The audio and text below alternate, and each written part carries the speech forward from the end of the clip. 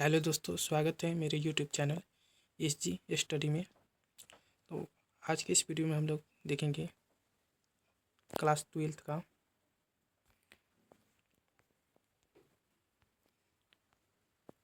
आज की इस वीडियो में हम देख लेंगे क्लास 12th का हिंदी। और इस पहला चैप्टर है आपका, इसका नाम है बातचीत। तो इसका सबसे पहले हम लोग लेखक परिचय देखेंगे और इसके बाद ये एक निबंध है तो उसको हम लोग पढ़ेंगे। चलिए हम लोग आगे बढ़ते हैं। और चैनल पर नहीं हो तो चैनल को सब्सक्राइब कर लीजिएगा, क्योंकि इस चैनल पे आपको ट्वेल्थ का जो सब्जेक्ट है उसको पढ़ाया जाएगा। चलिए तो हम लोग स्टार्ट करते हैं।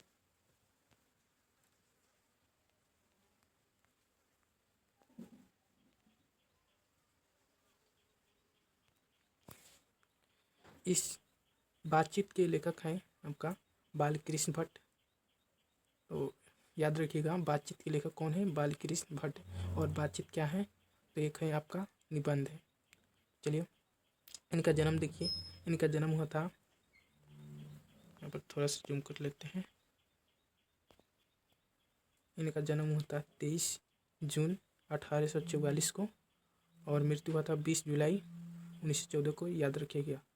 इसका एक ट्रिक है याद रखने का, आप उसको याद रख सकते हैं। नून रोटी आटा चोकर, इसका एक ट्रिक है। नून रोटी आटा चोकर, तो याद रखिए, नून से जून हो जाएगा और आटा चोकर से 1844 हो जाएगा।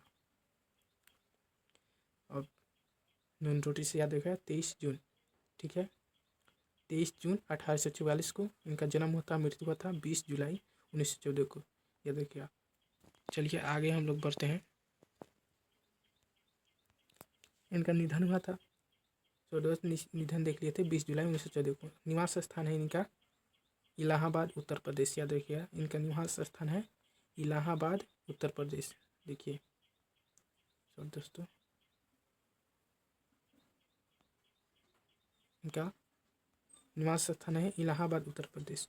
माता पिता, इनके माता का नाम है पार्वती देवी और पिता का नाम है बेनी प्रसाद भट्ट। पिता क्या है? एक व्यापारी थे और माता सुसंस्कृत महिला, जिन्होंने बालकृष्ण भट्ट के मन में अध्ययन की रुचि एवं लालसा जगाई। बालकृष्ण भट्ट के मन में अध्ययन की रुचि एवं लालसा जगाई। आगे बढ़ते हैं हम लोग। माता का नाम था पार्वती देवी एवं पिता का नाम था बेनी प्रसाद भट्ट। और उनके पिता क्या थे? तो यहाँ पर व्यापारी थे और माता क्या थे? एक सुसंस्कृत महिला थी। चलिए आगे बढ़ते हैं। इनकी शिक्षा देखिए। प्रारंभ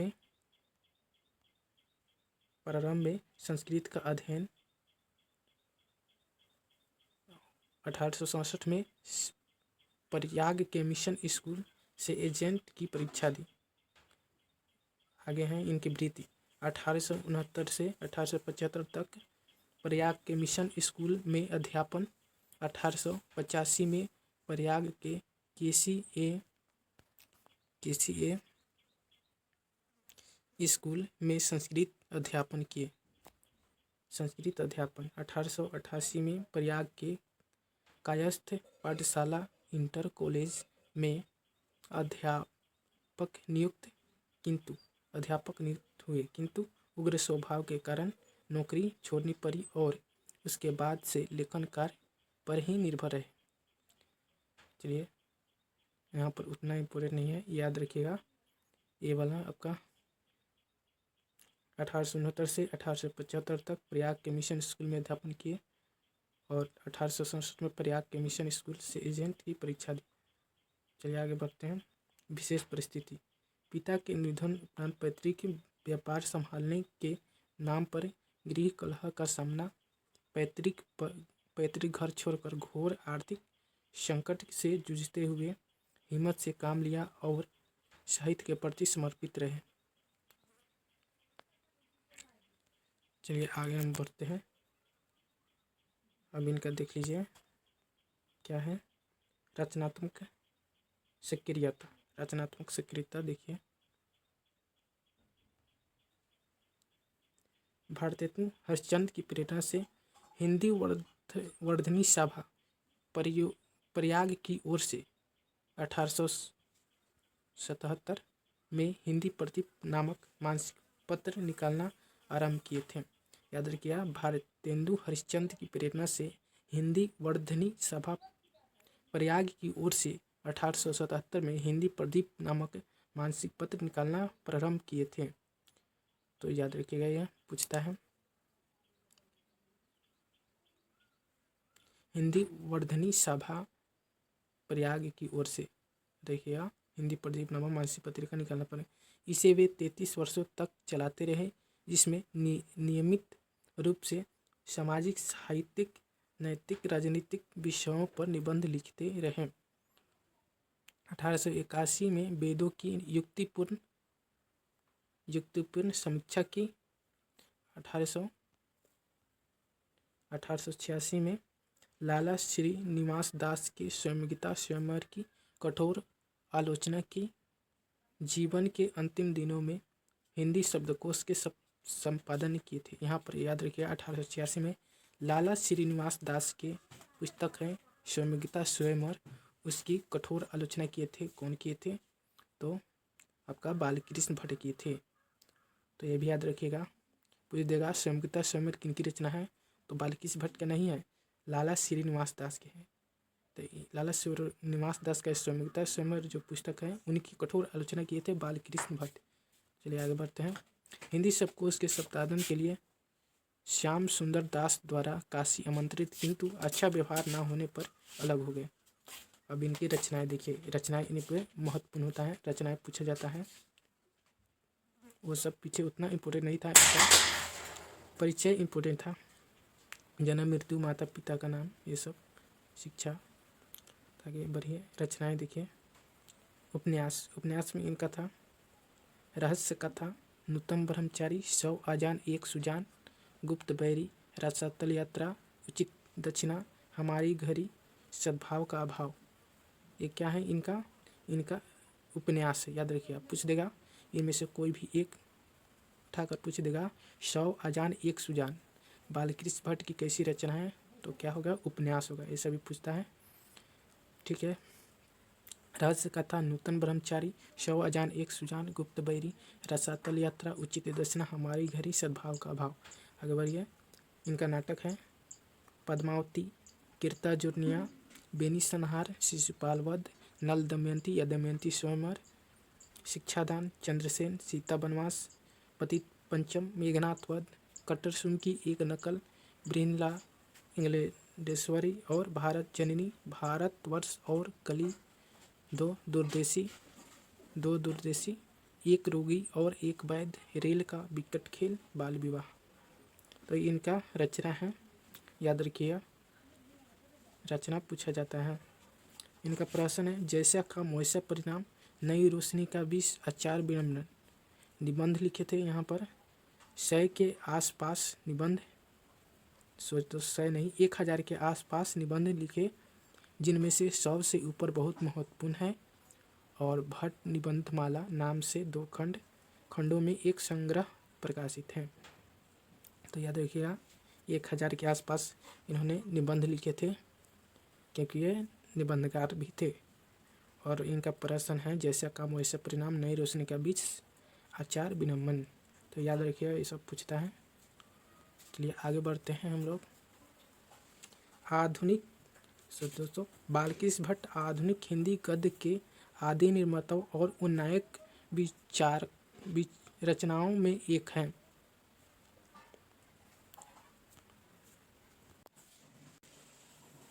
चलिए दोस्तों, निर्माताओं और उन्नायक रचनाकारों में से क्या है? रचनाकारों में से एक है। वे भारतेंदु युग के प्रमुख साहित्यकारों में से है। मतलब पूछ देगा बालकृष्ण भट्ट किस युग के लेखक हैं, तो किस युग के हो जाएंगे? भारतेंदु युग के हो जाएंगे। इसमें ऑप्शन में दे देगा भारतेंदु युग, आधुनिक युग, इस तरह ऑप्शन में 4 ऑप्शन दे देगा, जिसमें से आपको भारतेंदु युग लगाना है। तो आगे बढ़िए। वे हिंदी के प्रारंभिक युग के प्रमुख और महान पत्रकार, निबंधकार तथा हिंदी की आधुनिक आलोचना के प्रवर्तक में अग्रणी।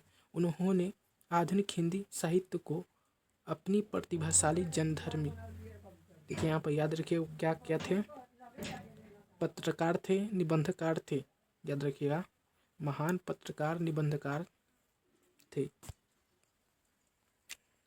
आगे बढ़िए।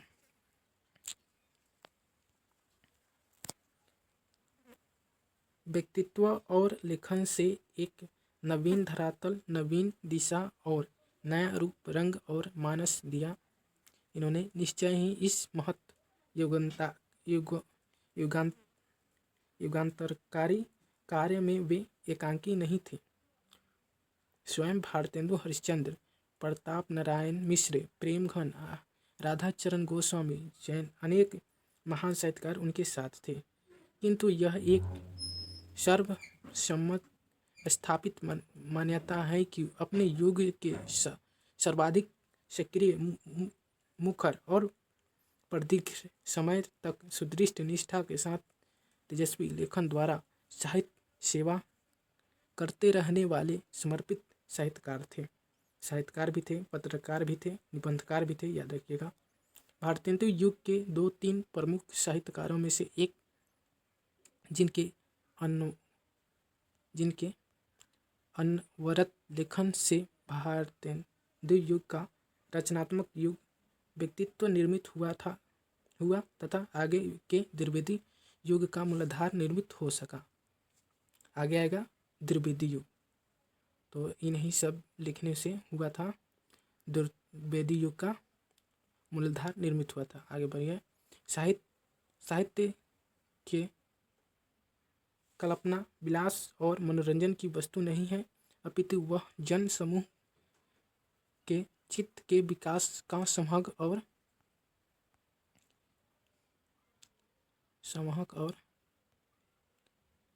और संस्कृति के प्रवाह का मूर्त वाङ्मय उपादान है, जो गहन लोक संप्रकृति से उपजाता और दिशा पाता है। बोधपूर्ण प्रधान भारतेंदु युग के साहित्य से बनती है और इसके दृष्टाओं में बालकृष्ण भट्ट प्रमुख थे।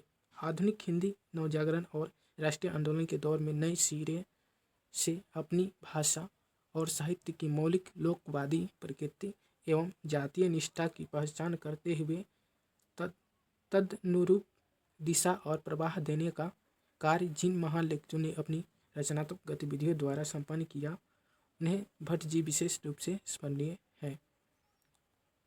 चलिए आगे बढ़ते हैं हम लोग।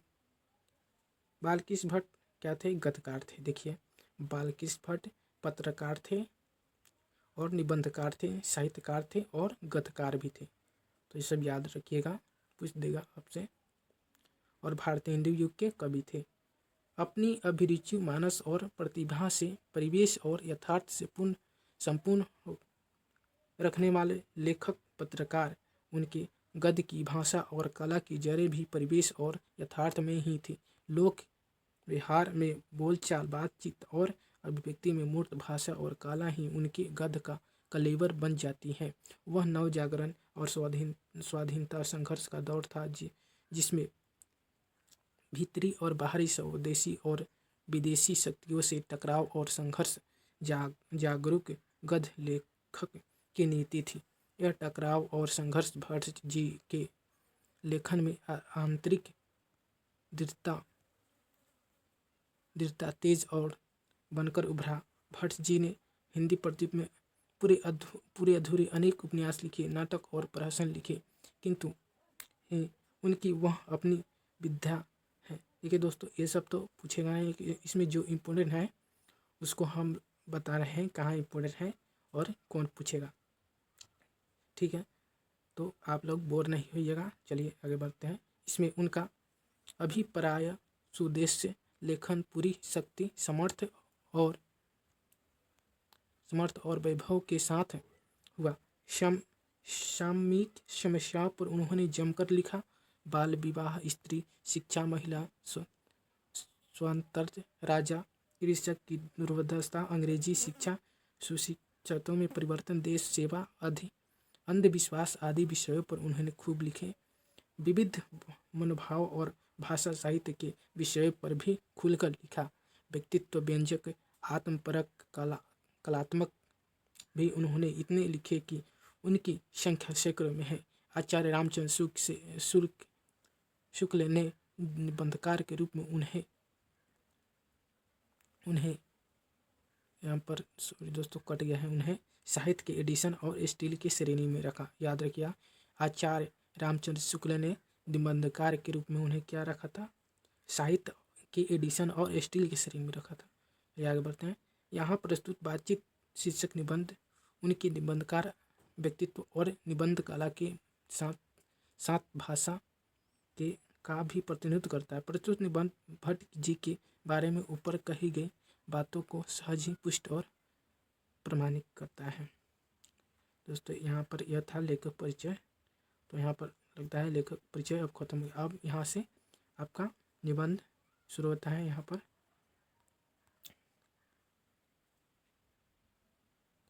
पर याद रखिए, आचार्य रामचंद्र शुक्ल ने निबंधकार के रूप में उन्हें क्या कहा था? बालकृष्ण भट्ट को साहित्य के एडिशन और स्टील की श्रेणी में रखा था।